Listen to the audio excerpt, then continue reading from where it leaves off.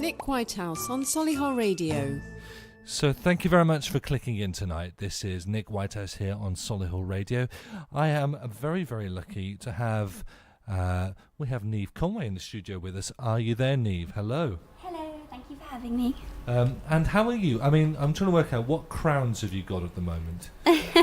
At the moment, it's still the same as the last time I was here. So the Miss England Publicity, which is the one that I'll be taking to the Miss England semi-finals next week. Okay, and that means you're like the social media queen, is that right? There is a social media champion, Sam. She's also competing at the semi-finals next week. I'm like the publicity, so radio, TV, that sort of stuff. Fabulous. So that's why we're really proud to have you on Solihull Radio. Thank you for coming on. Thank you. So you've been on quite a few little adventures, haven't you? You've been quite a busy person, which have included some international travelling. Do you want to tell us a bit about that? Yes, so at the end of May, I travelled with the Miss England team to Sri Lanka. We went with, there was about 7 of us, 7 of the award winners that won the awards at the Miss England last year. The Miss England director, Angie Beasley, and photographer, and we just had a little crew all together and went over to Sri Lanka. We stayed in the Ozo Colombo Hotel, which is where we stayed for the duration of our trip, and it was really bad weather at the time that we were going, and we knew it was bad weather before we went, and there were really bad storms and flooding and everything, which was, it was still lovely to be there because, you know, it's Sri Lanka. It was like a trip come true. Like, I'd never dream of going there, and it was amazing. So we knew that there had been really bad floodings before we went, and they basically told us that a few people around the country had died from landslides. So that was really awful to hear. And out of respect, they decided to cancel the Miss Premier Ceylon competition that was meant to be taking place a couple of days later when we arrived. So that was cancelled, and we still went, and we had an amazing time. We were so welcoming. Everyone was so lovely. It was really bad weather, but it was lovely. It was still like something. It was just different. So what did you do instead? Because obviously, I think from memory, you were going in there to sort of give your support to is it Miss Premier Ceylon, was it? Yes. So if that was been postponed, what did you do instead? Did you have to do a different sort of role, or go and visit different places? What did you do? So we went and met up with a charity called Savadaya Relief. They're the biggest charity organisation in Sri Lanka. They help with natural disasters, basically anything. They're there to support the whole country, basically. They also have an orphanage on site, and we basically went with them, and we packed relief bags for the victims of the flooding in certain areas, because obviously people are kind of trapped in their areas where they can't get out to get food. So basically we packed all these bags, and then they were then delivered and given to each family in different areas of Sri Lanka, of the worst affected areas. So that was the highlight of the trip, to be honest. It was really lovely to be able to do something like that, because I've never done anything like that before. So it was really, really lovely. And you still got to connect with the other competitors, I guess, from Miss Premier Ceylon, and do some things with them.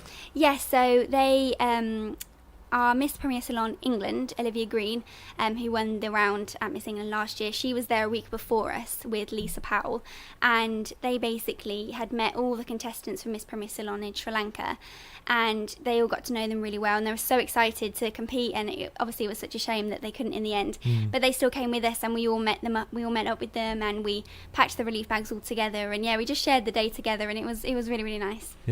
And so are there any plans to go back when a future date or anything like that, or is that still to be discussed? I think it's still to be discussed, but they do really want to hold the competition, because obviously it was such a big event. Everyone was looking forward to it, and I think they've just postponed it for now, and I'm sure they'll give it a date sometime in the future. But whether are we lucky enough to go again, that's the question. But fingers crossed. Fingers crossed. So also you've been very busy fundraising, haven't you? You've been planning and plotting something for the 6 months, which I think was last Friday. Tell us a little bit more about that. Yes, so I have been organising for about 4.5 months now a charity ball in aid of Libby May's Little Angels and the Miss England charity Beauty with a Purpose. Okay. So it took place on Friday. It came around really, really quickly, but it went really well. The whole night went off smoothly. There were no bumps, and we managed to raise just over £3,500, which is a dream come true. I didn't really have a target, but I just was like, anything, I'll just be happy to raise anything at this point, because it was just it was a lot to take on. I did the whole thing myself, but yeah, so to have raised over 3,500 that's a wonderful achievement. So at what point in the evening were you able to relax? Was there any point that you were able to say, I can enjoy this now, or were you always thinking about, is that in the right place, is that going to happen? Or yeah, I was kind of worried the entire night, just in case, you know, like the PowerPoint I had going on with, you know, all the auction prizes and all the raffle prizes going, I was worried that was going to stop. Yeah. So yeah, it was, I think when it hit 12 o'clock midnight, that's when I was like, okay, now relax. Yeah, no one turned into a pumpkin, I hope. No, that was important. So tell me a bit more about what the actual charities do, because to start off, what's Beauty with a Purpose? What's that all about? So Beauty with a Purpose is the official Miss World charity and Miss England charity, and basically it supports disadvantaged children all over the world and participates in humanitarian projects all around the world as well. Any money that all the Miss England and Mr England finalists are encouraged to raise money for Beauty with a Purpose, and then any other charities that they want, basically. So any money that we raise here in England obviously goes to children's charities in England. Just to give an example of last year, what are they called? Miss England partnered up with Loughborough, which is obviously Birmingham-based organisation and charity. Yeah. And they worked together with them to work out what charity was most in need at that particular time. And they chose Villa Rockets, which is partnered up with Aston Villa. Yeah. And yeah, they're basically a football club. I think they're based in Aston, I think. That would make sense. Yes, yeah. that would make sense. I can confirm. My football's not that good, but I know I can confirm Aston is Aston Villa, yeah. Yep. Glad we cleared that one up. Yeah, so you can tell I'm not into football really, but yeah. There's like a World Cup on right now. I know, I'm watching it and everything. That was just you're right, okay. Yeah, that was a brain dead moment.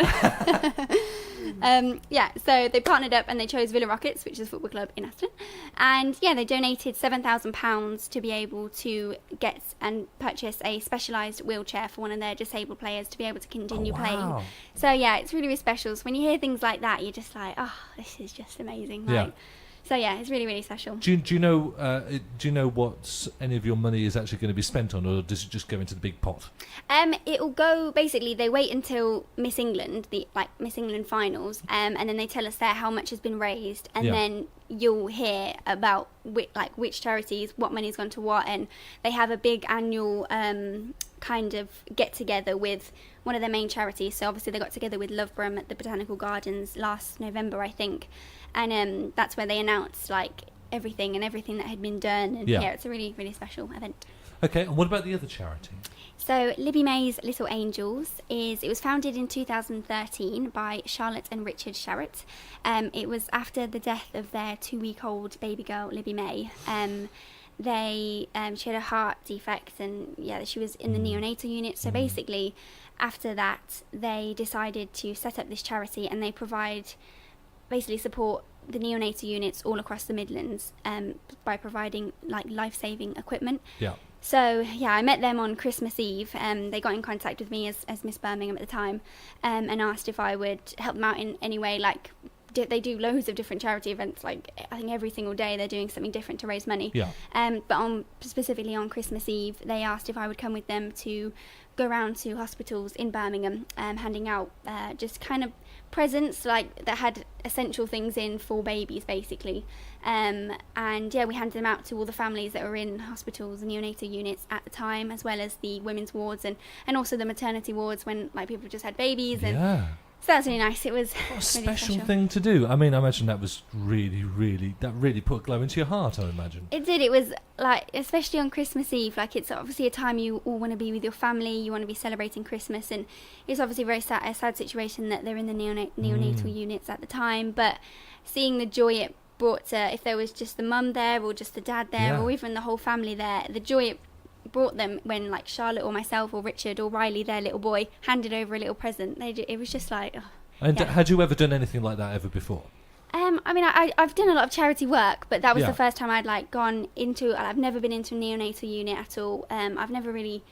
I've never really seen like a baby, like freshly born, like beautiful little tiny baby. I've never really seen any before. So yeah, it was really it was hard, but I think it was important to see, because it just shows why this charity is important, and yeah, just the amazing work that they do. Helping people at the most vulnerable, for sure. Yeah, definitely. Well, tell me a little bit about what you're doing next. You're doing you've got Miss England finals coming up, or is it semi-finals first? Semi-finals, yes, and then fingers crossed, hopefully finals. But yeah, semi-finals at the moment, just to get there. So when's the semi-final? It's next Tuesday. Next Tuesday? Yes. Wow. So by this time next week, I'll know if I'm a national finalist or not. So do you know what you have to do to get to be a finalist? Have you got to do some prep of different categories, those sorts of things? What are some of the things you've got to get to? So there's quite a lot involved. The main things are the charity. That is kind of the sole reason for Miss England. So they like I said, they encourage you to just do different charity events and push yourself out of your comfort zone with doing charity events like my charity ball. But yeah, and then they also we have to design and create an eco outfit, so we have to wear that on stage, and that's a round in itself. So basically the theme this year for the semi-finals is fashion from the last 4 decades. So yeah, so from 1980 onwards. Yes, okay. Yes. And yeah, so basically you have to design an outfit, creating it around that kind of ideas. You can either use actual recyclable materials, or you can reuse an outfit that maybe your grandma wore at a certain time, or your mum, so there's a really creative way behind it, and that's a really good part. That's a massive project. I mean, how long have you been working on that? Quite a while, because to begin with you have to think of your ideas, and you're on Google looking at images and trying to work out how you can make something different that someone else might not have thought of. But yeah, it's a long process. Yeah, definitely. Are you allowed to give us any hints about what I can? Yeah, totally. I mean, hopefully everyone's made theirs by now, because it is next week. There's none of them who are going to be doing last minute homework at midnight, just before. So I've chosen from 1994. And it's a Princess Diana look. Oh, right. Yeah, because me and my mum we absolutely just adored Princess Diana, especially my mum, obviously, because yeah, she just was a wonderful, wonderful woman. Yeah. And she was huge into charity work, so I think it kind of links in quite well with just everything to do with Miss England and what they stand for as well. So yeah, so my look is inspired by one of her most. It is described as her most fashion, iconic look. Fabulous. Okay, I'm interested to see what that turns out like. So that's brilliant. And on another fashion thing, you were well prepared for the sunshine. You had some funky shades. Where did you get those from? Yes, so they are my Specsavers Will.i.am frame that I am proudly the face of for Solihull Specsavers. Wicked. Yeah, so I wear them all the time basically. So I'm glad it's sunny, because I kind of need an excuse to wear them, because they're really, really, really good. Did they travel to Sri Lanka with you? Oh, they did. I had 2 pairs, and I think I was switching every hour, because when you can't decide which one's your favourite. So I'm glad you're okay with an expensive pair of sunglasses. I just sit on them. Oh no. I know. I have to buy cheap stuff on holiday, because otherwise they just get broken and they just go crunch. I totally understand. Yeah, no. Last year I finally bought 1 pair of expensive sunglasses. I was like, right, treat myself, and then popped them in my suitcase, which wasn't a good idea. Opened them up when we landed, got to the hotel, and they were just completely smashed in half. And I was like, yeah. Cool. I think in my house I just have to wrap everything up in sort of bubble wrap and stuff like that. It's just a bad thing. I can't believe I just told you that. How embarrassing. Anyway. It's all right. Thank you very much, Niamh. Thanks for coming in. And please keep us posted on how you get on next week. Best of luck from all of us here at Solihull Radio. Thank you very much. Thank you. Bye for now. Bye. You're listening to Solihull Radio. And here's a bit of Rembrandt's for you Friends fans out there with I'll Be There For You.